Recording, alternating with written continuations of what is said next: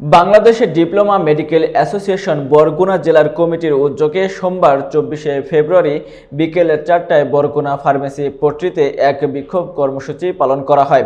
বিস্তারিত থাকছে জয়নাল আবেদিন রাজুর প্রতিবেদনে।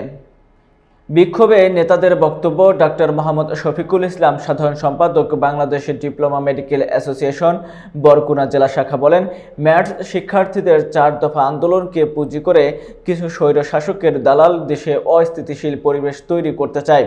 তাদের চিহ্নিত করে জনগণকে সঠিক তথ্য জানাতে হবে। তিনি আরও বলেন, কিছু স্বার্থান্বেষী মহল ভুল তথ্য দিয়ে মেডিকেল শিক্ষার্থীদের মগজে পেশাগত দ্বন্দ্বের বীজ বুনে দিচ্ছে, যা দেশের স্বাস্থ্য খাতকে হুমকির মুখে ফেলতে পারে। ডাক্তার মোহাম্মদ মনোয়ার হোসেন, সভাপতি, বাংলাদেশের ডিপ্লোমা অ্যাসোসিয়েশনের বরগুনা জেলা শাখা, হুঁশিয়ারি দিয়ে বলেন, আমাদের ৪ দফা দাবি পূরণ না হলে আমরা আরও কঠোর কর্মসূচি দিতে বাধ্য হব। বিক্ষোভ কর্মসূচিতে ম্যাটস শিক্ষার্থীদের ৪ দফা দাবি তুলে ধরা হয়। শূন্য পদে নিয়োগ, উচ্চশিক্ষার সুযোগ, কোর্স কারিকুলাম সংশোধন, স্বতন্ত্র বোর্ড গঠন ও প্রয়োজনীয় ধারা সংশোধন। বিক্ষোভ থেকে সুশীল সমাজের উদ্দেশ্যে প্রশ্ন। বক্তারা দেশের সুশীল সমাজের উদ্দেশ্যে প্রশ্ন রেখে বলেন, এই ৪ দফা দাবি বাস্তবায়িত হলে দেশের চিকিৎসক সমাজের কি ক্ষতি হবে, একবার ভেবে দেখবেন। নেতারা সরকারের প্রতি আহ্বান জানান, যত দ্রুত সম্ভব ৪ দফা দাবি মেনে নেওয়া হোক, অন্যথায় আরও কঠোর কর্মসূচির ঘোষণা দেওয়া হবে।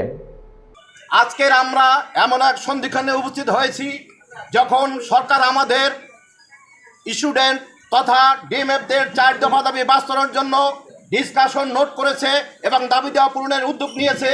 এমনি এক সময় আমাদের ঊর্ধ্বতন কর্তৃপক্ষ এমবিবিএস ডাক্তাররা এবং তাদের কিছু দুষ্কৃতকারী ছাত্র সমাজ আমাদের বিরুদ্ধে মিছিল, মিটিং এবং আমাদের কোর্স কারিকুলাম নিয়ে ব্যঙ্গোক্তি করেছে। আমরা উহার বিরুদ্ধে আজকের এই প্রতিবাদ সমাবেশ আহ্বান করেছি। কিন্তু আমাদের কোর্স কারিকুলাম আমরা চাই ইন্টারমিডিয়েট, কিন্তু তারা এখনও করে নাই।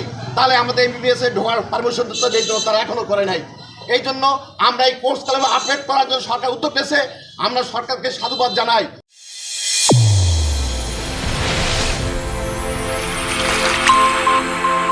চ্যানেল A1 হৃদয়ের